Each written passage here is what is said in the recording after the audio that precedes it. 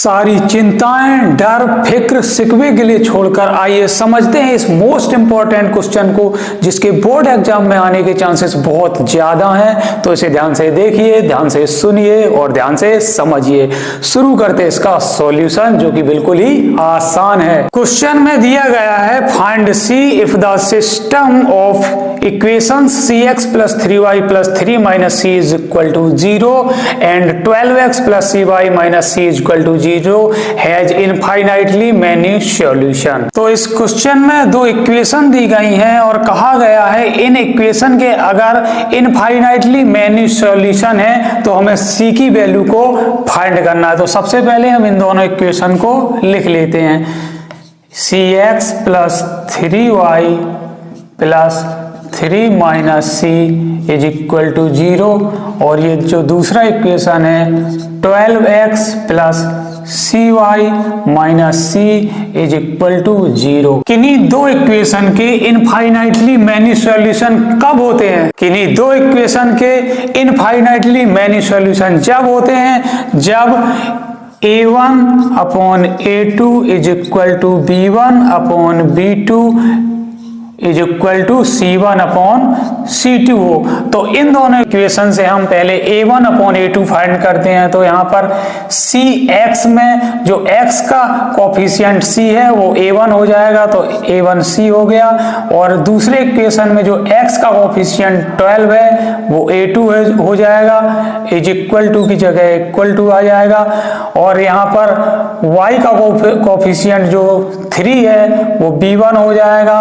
और दूसरे इक्वेशन में y का कोफिशिएंट जो c है वो b2 हो जाएगा इक्वल पहली इक्वेशन का जो कांस्टेंट टर्म 3 माइनस e है वो c1 हो जाएगा तो यहाँ पर 3 माइनस c अपॉन और दूसरी इक्वेशन में जो कांस्टेंट टर्म माइनस c है वो हो जाएगा c2 तो यहाँ पर माइनस c लिख लेंगे। अब यहाँ पर इन दोनों टर्म्स को सॉल्व करके हम c की वैल्यू को इजीली फाइंड कर सकते हैं। यहाँ पर c इंटू सी हो जाएगा c square is equal to 12 into 3 करेंगे तो आ जाएगा 36।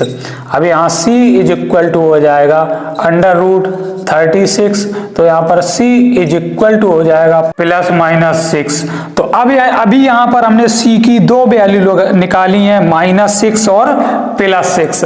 अब यहाँ पर हम चेक करते हैं क्या ये c की दोनों वैल्यू इन दोनों इक्वेशन में एक्सेप्टेबल है या नहीं है। तो सबसे पहले हम यहाँ पर c is equal to -6 put करके देखते हैं। इन इक्वेशन को जो कंपेयर करके हमने वैल्यू निकाली है इसमें हम c is equal to -6 put करके देखते हैं। तो c की प्लेस पर हम रखते हैं -6 अपॉन 12 हमारा एज इट इज रहेगा और यहाँ पर 3 और यहाँ पर c की प्लेस पर है -6 और तीसरा यहाँ पर है 3 माइनस c की प्लेस पर -6 और अपॉन माइनस c यानी कि माइनस और -6।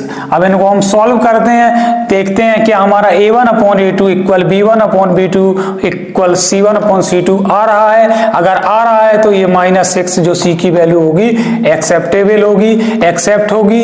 अगर नहीं आ रहा तो ये रिजेक्ट हो जाएगा। तो यहाँ पर हम सॉल्व करते हैं -6 अपॉन 12 को सिंप्लीफाई करते हैं तो -1 अपॉन 2 और यहाँ पर 3 1 जा 3 3 2 जा 6 यहाँ पर -1 अपॉन 2।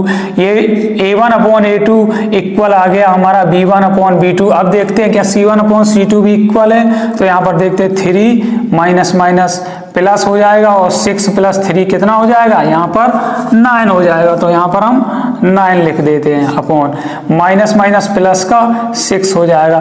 तो यहाँ पर c1 upon c2 is not equal to, यहाँ पर हमारा a1 अपॉन a2 तो है इक्वल b1 अपॉन b2 के but c1 upon c2 is not equal. तो ये c इज इक्वल टू -6 जो वैल्यू है ये रिजेक्ट हो जाएगी। अब हम पुट करते हैं यहाँ पर c इज इक्वल टू +6 तो यहाँ पर c इज इक्वल टू +6 तो यहाँ पर c इज इक्वल टू +6 हम पुट करके देखते हैं। यहाँ पर c की प्लेस पर हम लिख देंगे 6 अपॉन 12 और यहाँ पर 3 है अपॉन c की प्लेस पर हम लिख देंगे 6 और यहाँ भी हम 3 माइनस और सी की प्लेस पर है 6 और यहाँ नीचे भी माइनस और सी की प्लेस पर है 6।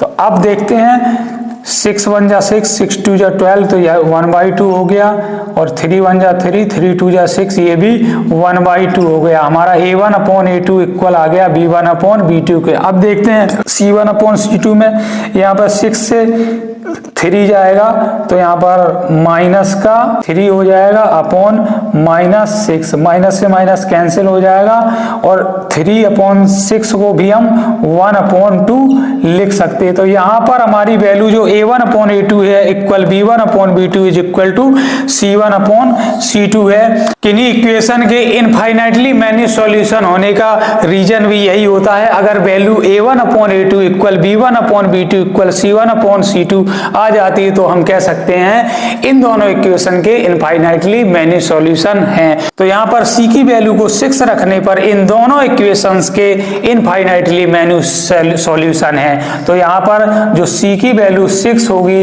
ये एक्सेप्ट होगी। तो यही C इज इक्वल टू 6 हमारा क्या हो जाएगा, इस क्वेश्चन का आंसर हो जाएगा। हमें फाइंड C की वैल्यू फाइंड करनी थी तो हमने C की वैल्यू फाइंड कर ली है, ये क्वेश्चन का आंसर हो गया। तो इसी के साथ ये मोस्ट इंपॉर्टेंट क्वेश्चन यहाँ पर होता है कंप्लीट। ना भागना है ना ही रुकना है, बस चलते रहना है, चलते रहना है और एक एक क्वेश्चन को सॉल्व करते जाना है। बोर्ड एग्जाम के लिए प्रिपेयर हो जाना है। Wish you all the best.